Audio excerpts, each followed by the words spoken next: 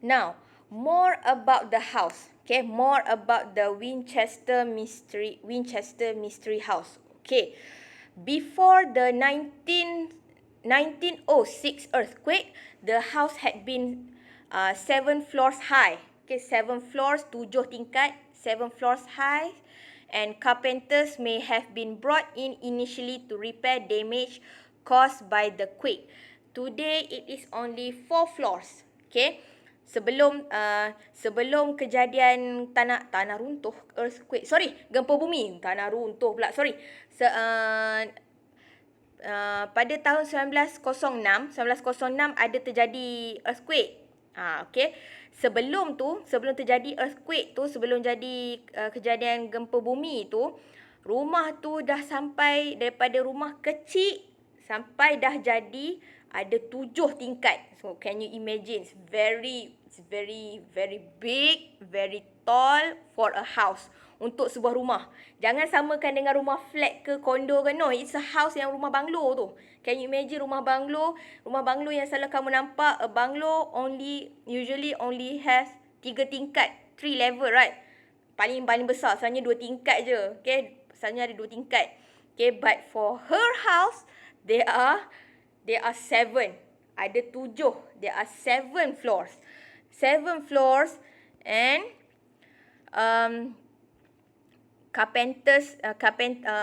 tukang kayu ke apa adalah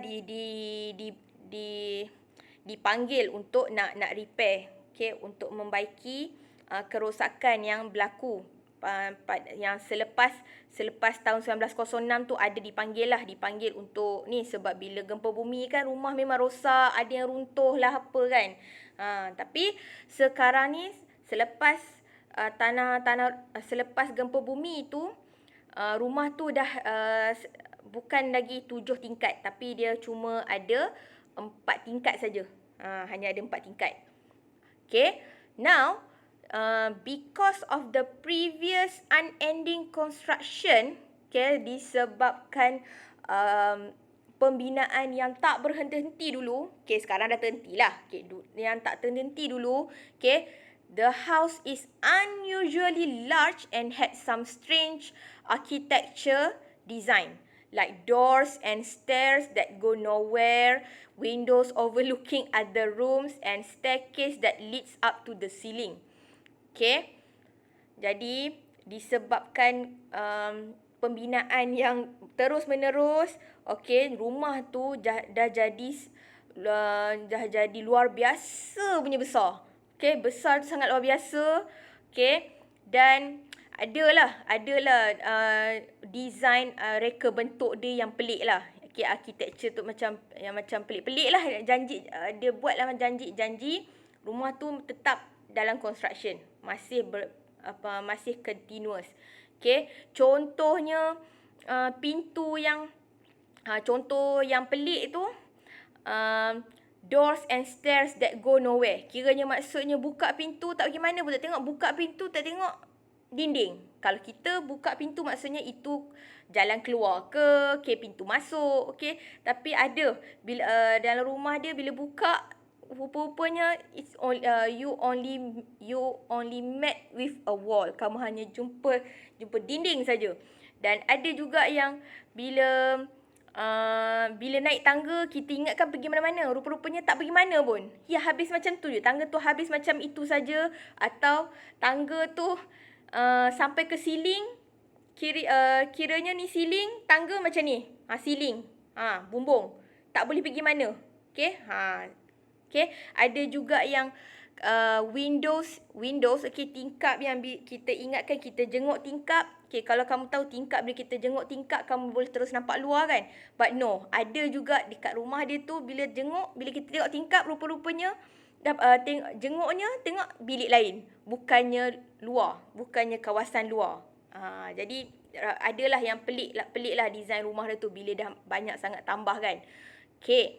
Dan and at the time of Sarah Winchester's death, it has 160 rooms, 2,000 doors, 10,000 windows, 47 staircases and 13 bathrooms. Rumah saya pun tak ada staircase. tak ada tangga. Rumah saya tak ada tangga Okay, yang kamu tengok ni I record the video in my house. Okay, kat rumah saya.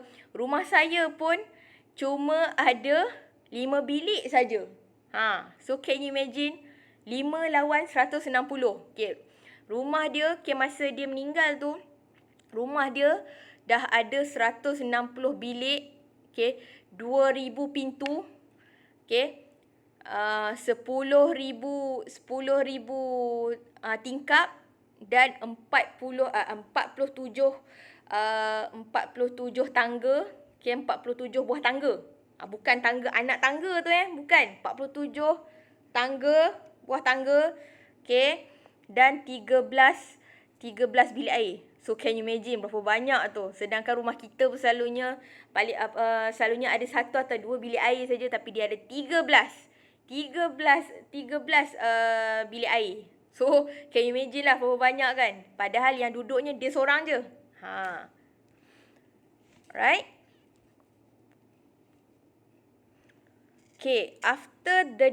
After her death, the house was open to the public just only after 1 year of her death. Rumah tu dah lama pun rumah orang kan. Mana boleh siapa-siapa datang. Tapi masa dia hidup, orang hanya boleh datang tengok macam tu je lah. Tengok dari luar kan. Sebab tu rumah orang dia masih hidup lagi. Tuan rumah masih hidup. Bila dia meninggal, when Sarah Winchester died, bila Puan Sarah Winchester ni meninggal, setahun lepas dia meninggal, barulah rumah tu dibuka kepada orang awam. Kepada orang awam tu nak tengok rumah tu macam mana. Nak masuk, nak tengok keadaan rumah tu macam mana. Ada orang buat dokumentari, ada orang, bukan setakat ada orang, ramai yang bila masuk memang rakam lah apa. Kalau kamu cari kat YouTube ke, if you find videos on YouTube, if you Google it, go to internet or Facebook, mesti kamu akan jumpanya. Since then, sejak dibuka kepada orang awam tu, since then there were many strange incidents reported. Ada banyak sejak daripada kejadian itu, since then, sejak kejadian itu, ada banyak kejadian pelik yang dilaporkan. Contohnya, example, neighbours heard the bell ringing each at midnight and 2 in the morning. Mereka masih dengar. Ada jiran-jiran sejak dia meninggal, sejak dah dibuka pada orang, ada orang jiran yang masih duduk dekat kawasan rumah tu. Di sekeliling mystery house tu. Ada jiran yang beritahu sampai sekarang walaupun tuan dia Sarah Winchester ni dah meninggal, mereka masih mendengar 2 kali loceng dibunyikan. Satu pada pukul 12, one at midnight, satu lagi pada pukul 2 pagi. Dan ada a caretaker ni, a caretaker heard a screw slowly turning then hitting the floor. When he tried looking for it, he found nothing. Bila ada penjaga, caretaker ni penjaga rumah lah yang diupah untuk menjaga rumah tu. Macam guard lah, orang kata pak guard. Bila pak guard ni dia ada dengar bunyi macam skru rumah, skru ke apa ke, skru di pintu ke apa, dia ada dengar bunyi macam perlahan-lahan berpusing, macam nak terkeluar, jatuh atas lantai. Kamu kan boleh dengar kan bunyi besi skru tu jatuh atas lantai, dia bunyi macam mana kan. Tapi bila dia datang cari, bila datang tengok tak ada.